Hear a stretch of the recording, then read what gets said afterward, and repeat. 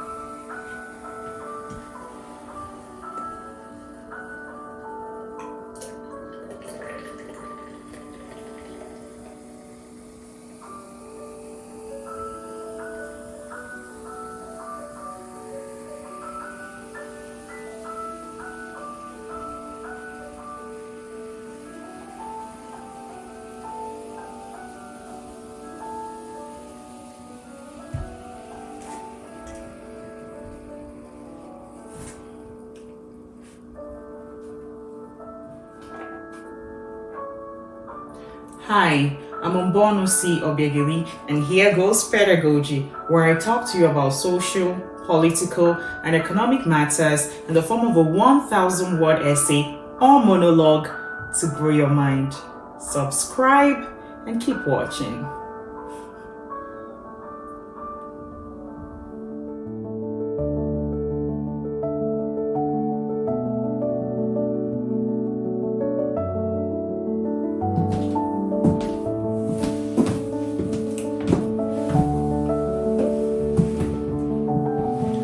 So what is succession? I will begin by defining it in a very descriptive way. I believe that it's important that definitions are descriptive. That way we see in our mind's eye what we're actually talking about. For instance, I remember defining parachute in primary school as a special umbrella type of dress worn by air travelers to enable air passengers fly down like birds in case of air accident. I have never forgotten that definition, but more so the moment I saw a parachute, I knew that was what I defined. So succession, I would say, is handover, but handover towards a defined outcome. For instance, in a relay race, you have runners all running towards a goal. So they are succeeding each other, handing over batons to reach a goal. The first runner starts, hands over the baton to the next runner, and the next runner, the second runner to the third runner, and to the final runner to meet a goal. Therefore, I think that in succeeding or in successive positions, there have to be a defined outcome. Without a defined outcome, I think that succession indeed can be an enemy to success. But how so? Succession ensures continuity, but in the African political landscape, it feels as though succession is the enemy of growth, of progress, of implementation. When you look at our systems, when you look at our political systems, our economic systems, it feels as though everybody wants to be the first runner. But in a relay race, we see that the first runner, the second runner, the third runner, everybody is important. The most important thing is that they meet the mark. But when you have everybody trying to be the first runner, the first person to bring the idea, to design the policy, to change things, then the center cannot hold. So I would say that successful succession is the only place where you have real success. What I find rather interesting is that no matter what you think is a very great idea that should be done, it's already been written down. It's been, deliberated on. There's been a conference somewhere, a meeting somewhere, a team somewhere assembled to talk about it. We had the 2004 National Economic Empowerment Development Strategies in Nigeria. We had the 2005 National Conference. We had the 2009 7-point agenda. We had the 2014 National Conference. At the basic, points, they were all talking about development and ways to, get our country to work. When you look at the needs, starting from the goals, we had poverty alleviation, we had wealth creation, we had value reorientation, and employment generation. For me, the needs is all encompassing. This was developed in 2004, and I don't think that there is any document that would do anything different than what the needs is talking about. You can improve on it, you can update it, but you cannot really reinvent the wheel. The needs literally looks like a blueprint for better working Nigeria. But what have we seen? We haven't seen the needs. And when I say needs, I mean the National Economic Empowerment Development Strategy. We haven't seen the needs and the things that it prescribes happening or coming to pass, And I would say it's because of succession. It was because the needs, the president that presided over it was Obasanjo, but after that, who took on the baton? Yaradua. And he had a 7-point agenda. His 7-point agenda contained power and energy, infrastructure, food security, wealth creation, transport sector, land reform, security, and education. All these are embedded in the needs. All these were embedded in the 2005 National Conference discussions. These were also raised in 2014 National Conference discussions. So succession is really the enemy, because what if the people who developed the needs were still in power and continued? Maybe it's not them continuing to be in power. Maybe we need to have blueprints and have people that come on board stick to those blueprints. We cannot continue to have implementation as a problem and just then fold our hands and say, oh, we all have these plans. The problem is usually implementation. We have found implementation as the problem. We have found that succession is the problem. How then do we grow past it? How do we hand over and the successors continue where their predecessors left off? That's the question. I will summarize the needs for you now. The National Economic Empowerment and Development Strategy. It had 4 goals. These goals were all encompassing in every way. To me, I believe that it covers everything. You have the wealth creation, employment generation, poverty reduction, and value reorientation. And these are things that we look at in 2025 and say, oh, what if we reorient our value system? It was already decided in 2004. Very intelligent group of technocrats, 35-member team or so, came together. Ministry of Finance, industry leaders came together and developed a very comprehensive plan of these things. Value orientation is in there, wealth creation is in there, employment generation is in there, poverty reduction is in there. So really, it's not that we do not know what to do, it's that we are not doing it. And if this was 2004, which is 21 years ago, and we're still where we are, then we may then consider other avenues, right? And this is to be embedded into, the society through empowering people. You see, under empowering people, you see health, education, agriculture, youth development, safety nets, gender and geopolitical balance, environment, integrated rural development. And these are points that people would contest with in elections. But we already have a blueprint that is all encompassing in this document, the needs, right? We also have promoting private enterprise. The goal is to have privatization and liberalization, and that's to sort of reduce government control and have a private sector led economy. In that way, we can even, have an economy that is competitive and at the same time excellent, because there are so many people out there in the market economy. Another segment of the needs is changing the way government does its work. So under that, you have privatization and liberalization again, you have governance, and you have public sector reforms. Really, this document is a 101 page document, and it is very, very comprehensive. It talks about even how implementation is always the problem, and how it will not become the problem because of the way that the needs was developed.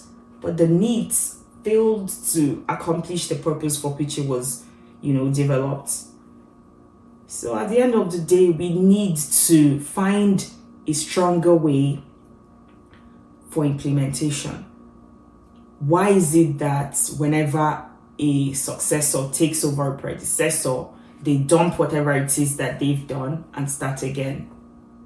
Why, when you talk about the Securities and Exchange Commission, you talk about Arunmo Ote, she did so much there, being the apex regulator. She tried her best to, reform the system, and she also tried her best to increase financial literacy. Same goes with Dora Akunyili, with NAFDAC. But we don't even hear of the SEC. We don't hear of NAFDAC anymore, because when powerhouses leave, we don't even know what becomes of those agencies or commissions. Therefore, I have recommendations on how I think that we would implement better. It's not rocket science. It's looking at the fact that even things that were developed with the knowledge of the implementation gaps or implementation failures of previous plans still fail to be implemented. I have 4 recommendations on how we can go forward in implementing so that succession is not our enemy. So my recommendations capture the fact that whatever it is that developing economies need, when they go back to their archives, these things have been drawn, these plans have been mapped. They do not need to reinvent the wheel. They need to find ways to implement. They need to do the things that have been written. There needs to be a way that a government comes into power with an already established blueprint of what it is supposed to do. That's what I think. So my recommendations: collaboration over competition. How can we teach children in school, university students, that collaboration is the way forward and not competition? I grew up in an academic system that prioritizes competition over collaboration. But maybe it hasn't worked for us as a continent. Maybe competition has not worked for us. Maybe we need to rearrange the system to prioritize collaboration. It's no more a matter of, oh, I passed. It should be a matter of, oh, we all understood the formula. Oh, we all understood the science, the strategy. So from that primary school system, collaboration over competition, competition establishes superiority, but collaboration, it does establish working with each other. So in our GS courses at the university, in our social studies courses, we must master a way to show children the need for collaboration. We must infuse the development plans in our social studies class, in our GS courses in the university. If the needs document was infused into GS courses, was infused into social studies classes, then people would really see that it is very, very important. It is really all encompassing in the things that we need to do for a better continent or better country. So the second recommendation, after collaboration over competition and then infusing reports and recommendation into the academia, into social studies classes, into sociology courses, into general studies courses, the next one would be our political system. It's possible to have our existing political system have people who come on board with an already defined blueprint.